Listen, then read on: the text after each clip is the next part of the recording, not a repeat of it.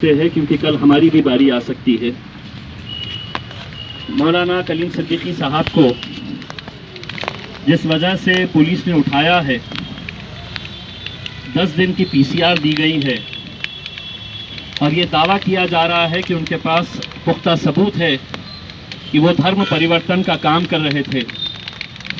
अभी जिस तरह मौलाना साहब ने बताया, शायद ही मुल्क के अंदर कोई एक ऐसा केस निकलेगा जिससे ये साबित किया जा सकता है कि मुसलमान इस मुल्क के अंदर तलवार के जोर पे मजहब तब्दील करने का काम कर रहा है।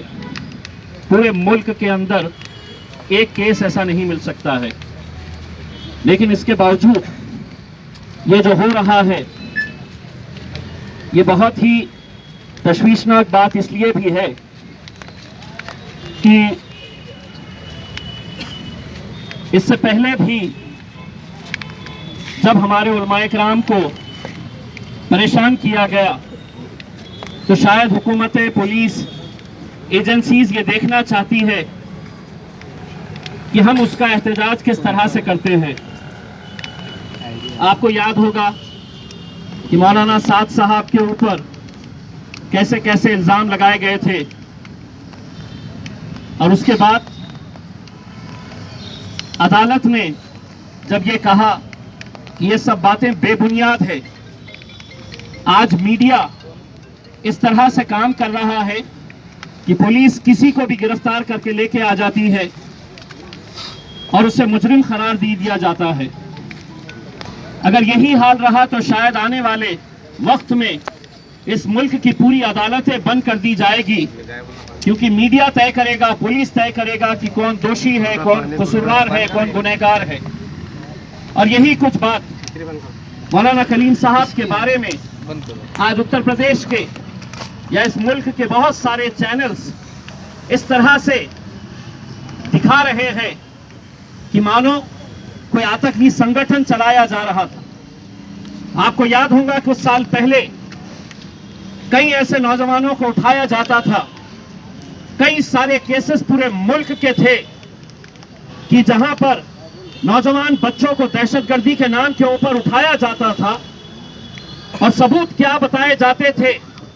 कि इनके घर में अरबी की किताबें मिली है, इनके घर में कुरान शरीफ मिली है। कितने ऐसे केसेस हैं, इंडियन एक्सप्रेस की वेबसाइट के ऊपर जाइए और चेक करिए। उस वक्त भी कोई बोलने के लिए तैयार नहीं था। आज मौलाना कलीम साहब के ऊपर ये जो वक्त आया है, शायद सरकार ये देखना चाह रही है कि ये कौम खामोश बैठती है। अगर खामोश बैठती है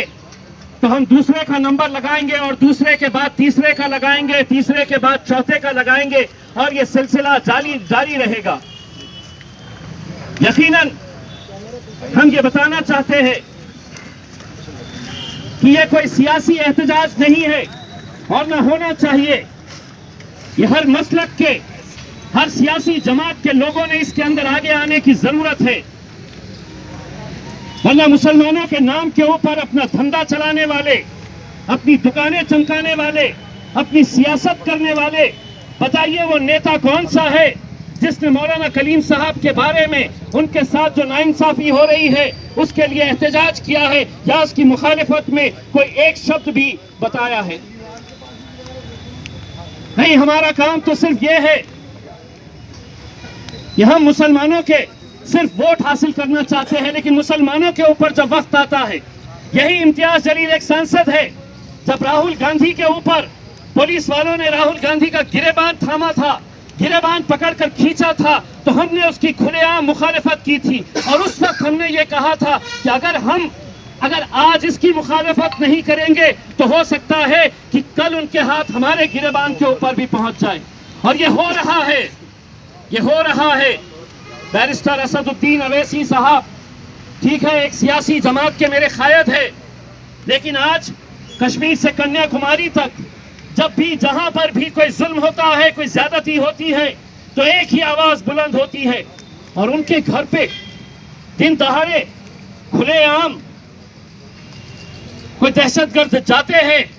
हिंदू सेना का बताकर और दिन दहाड़े जो हरकत कर रहे हैं उसको वीडियो रिकॉर्डिंग किया जाता है, ये बताने के लिए कि ना हम पुलिस से डरते हैं, ना सरकार से डरते हैं, ना हुकूमत से हमें कोई परवाह है। ये जो कुछ भी कर रहे हैं हम डट कर इसलिए कर रहे हैं कि कहीं ना कहीं पीछे से हमें सरकार की तरफ से तायीद हासिल है। आप लोगों को मालूम नहीं होगा, बैरिस्टर असदुद्दीन अवैसी साहब का 34 अशोका रोड का घर, ये रोड क्रॉस करिए और सामने ही पुलिस स्टेशन है। सीधे हाथ की तरफ इंडिया का इलेक्शन कमीशन का ऑफिस है। हाई सिक्योरिटी, सबसे हाईएस्ट सिक्योरिटी